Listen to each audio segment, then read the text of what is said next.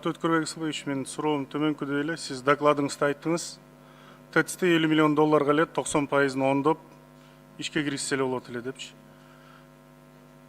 Эгерде ошондой болсо, ущерб по этому уголовному делу анда 336 миллион доллар болуш керек эле да. Сиз докладыңызда айтсаңыз, ошо туурабы, туура эмеспи? Бул жерде биз эксперттердин айтканын, биз ошол келген акчанын айтып атам, 50 миллионун ошол ремонт кылып ошого жумшаса болмок дегенди айтып атам. Мирлан Канатбекович, мен жооп берип кетейин, уруксат берсеңиз. Биз тергөө убагында чындыгында көп адамдарды сурак кылдык да, специалисттерди сурак кылдык. Ушул модернизация туура техникалык жагынан туура чечим болгонбу, туура эмес болгонбу, бунун альтернативасы бар беле, жок беле дегенде кээ бир специалисттер ошондой көрсөтмөлөрүн берген. Действительно, там, как нам объясняли, ТЭЦ нуждается в ремонте, потому что оборудование на 90% дегенде. То есть нуждался в ремонте вот это именно оборудование. Полностью. Не 1/3 часть, а полностью. Ошону специалисттер түшүндүрүп берди да. Капремонт кылсак, ошол бүт оборудованияны где-то 50 миллион доллар кетмейик деген көрсөтмөлөр бар. Ошонун негизинде биз ошону айтып атабыз да. Можно было пойти таким путем, депчи.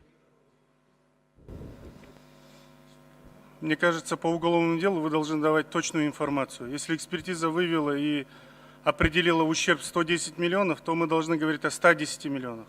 Если вам эксперты дали, и у вас есть такая экспертиза и данные, что за 50 миллионов долларов можно было построить это ТЭЦ, модернизировать или капитальный ремонт провести, тогда лицам предъявляется другой размер ущерба. Эгерде сомго отурсак 23 миллиард анда ущерб болмок деп. Анткени менин бул маалыматты Өткөрбек Исылбековичтин докладынан алып атам. Предъявлено обвинениеде именно ошо 111 миллиард эле, 111 миллион ущерб эле көрсөтүлгөн, 50 миллион жок. Бул докладта маалымат катары айтылып кетти. Эмкиге тактап койсоңуздар, анткени кылмыш иши болгондон кийин так маалыматтар менен жана эл ишене турган маалыматтар менен ошондо гана биз коррупция менен күрөшкө элди ишендире алабыз, жана ынандыра алабыз. Эгерде ача ойлорду, ача маалыматтарды берсек, элдин ишеничи жок болот. Коррупция менен так маалымат менен жана транспаренттүүлүк менен күрөшүш керек. Мирлан Канатбекович, мен оюмча докладта канча миллион жок болгонун, канча зыян келгенин мен так баса белгиледим. Ал жерде тергөөдө материалдарында эксперттердин бергенин биз маалымат иретин айтып өтөтөм. Эгерде болсо ушундай 50%, 50 миллион менен тек ремонт кылсак болот эле деп. Тесттин баарын алмаштырып салыш керек деп айткан жерим жок. Мен так маалыматтарды айттым. Канча зыян келди, канчасы табылды. Я в полемику входить не хочу, Өткөрбек Исылбекович. Потом на досуге откройте свой доклад и посмотрите.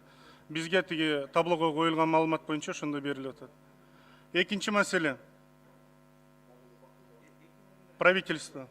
Урматтуу Чынокунович, суроо берип алса болобу? Өкмөт, сиздер ТБА менен сүйлөшүү жүргүзүп атсыңарбы? Анткени кылмыш ишинде жана жогорку кеңештин иш тобунун жыйынтыгында ал жерде жана МИД берген, өкмөттүн кээ бир мүчөлөрү берген маалыматы боюнча кээ бир нормалары противоречат интересам Кыргызской республики и Конституции Кыргызской республики и наносят ущерб суверенитету Кыргызской республики нормалар боюнча. Сүйлөшүү бир күндө жүрүп атабы? Ал нормаларды ретке келтирип атсыңарбы?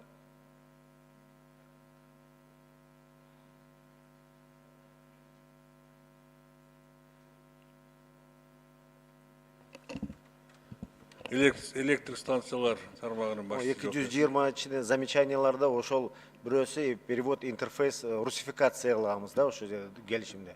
Ошо дагы эле ошол бүтө элек. Анан эң чоң ошол көйгөй эксплуатация, дальнейшая эксплуатация бизге Кытайдын мөөнөтү бүткөндө, мисалы адистер кетип калса, ошо интерфейси 100% которбосо до конца эксплуатацияны кыла алабыз. Мен суроомду кайталап коеюнчу, десеңиз, убактын токтотуп койсо, түшүнгөн жок, башка нерсе бердим.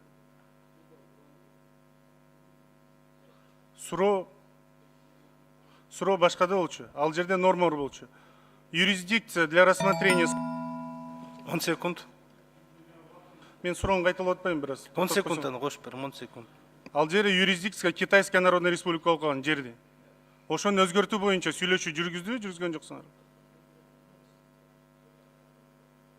Бүгүнкү күндө андай сүйлөшүү жүргүзүлгөн жок.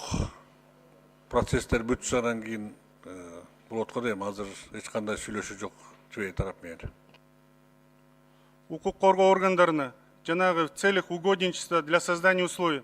Бул кайсы өкмөттүн жетек 10 секунд бергиле, жыйынтыктуу болсун. Ана кандай мына кайталап коеюн.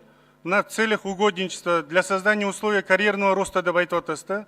Ошо президенттин аппаратынын орун басары. Министрлер